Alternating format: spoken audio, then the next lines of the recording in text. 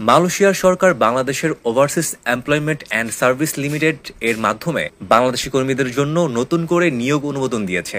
গত বছরের 31 মের মধ্যে মালয়েশিয়া যেতে না পারার নিবন্ধিত কর্মীদের মধ্যে থেকে বাছাই করে এদের কনস্ট্রাকশনের ট্যুরিজম সেক্টরে পাঠানোর সিদ্ধান্ত নেওয়া হয়েছে।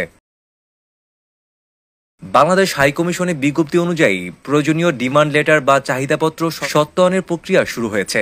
এর জন্য foreign workers centralised management system online portal নির্ধারিত চেকলিস্ট অনুযায়ী তথ্য ও নথি জমা দিতে হবে।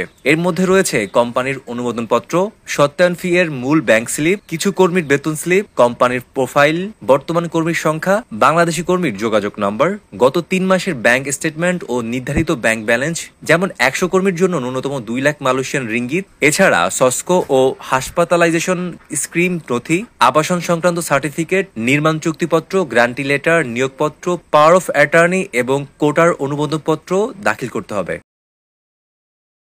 দীর্ঘদিন প্রশাসনিক জটিলতার মধ্যে থাকার পর মালয়েশিয়া শ্রমবাজার বাংলাদেশি কর্মীদের জন্য আবারও শর্ত সাপেক্ষে উন্মুক্ত হতে যাচ্ছে।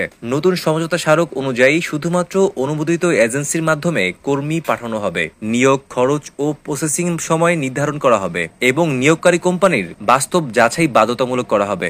আগস্টের দ্বিতীয় সপ্তাহে যৌথ ওয়ার্কিং গ্রুপ বৈঠকে এই বিষয়ে চূড়ান্ত সিদ্ধান্ত আসতে পারে। বাংলাদেশি ও মালয়েশিয়ান প্রতিনিধিদের সাম্প্রতিক বৈঠকে মালয়েশিয়ার কর্মীদের শোষণ সংক্রান্ত তদন্তের বন্ধের সিদ্ধান্ত গৃহীত হয়েছে। বিশ্লেষকরা বলেছেন, শুধু চুক্তি নয়, বাস্তবায়ন পর্যায়ে স্বচ্ছলতা, দালালমুক্ত প্রক্রিয়া এবং দুর্নীতিরোধ নিশ্চিত করতে হবে, নইলে পূর্বের মতো সমস্যার শ্রমবাজার আবারও সংকটে পড়তে পারে। মালয়েশিয়া বাঙালি বলতে সাধারণত প্রবাসী বাংলাদেশি শ্রমিক ও সম্প্রদায়কে বোঝানো হয়। তারা নির্মাণ, কারখানা, গৃহকর্মী এবং ব্যবসা সহ নানা ক্ষেত্রে কাজ করেন। এই শ্রমশক্তি মালয়েশিয়ার অর্থনীতিতে বিশেষ অবদান রাখছে এবং রেমিটেন্সের মাধ্যমে বাংলাদেশের অর্থনীতিতেও সহায়তা করছে। যদিও তাদের কঠোর পরিশ্রম স্বীকৃত, তবুও কাজের পরিবেশ, আইনি মর্যাদা ও জীবনযাপন মান নিয়ে আলোচনা এবং সমালোচনা দুই রয়েছে। সামাজিকভাবে মালয়েশিয়ায় স্থানীয়দের চোখে বাঙালিরা একদিকে পরিশ্রমী ও গুরুত্বপূর্ণ শ্রমশক্তি, অন্যদিকে কিছু ক্ষেত্রে অবৈধ অবস্থান, অপরাধ বা অনিয়মের কারণে নেতিবাচক ধারণা বিদ্যমান।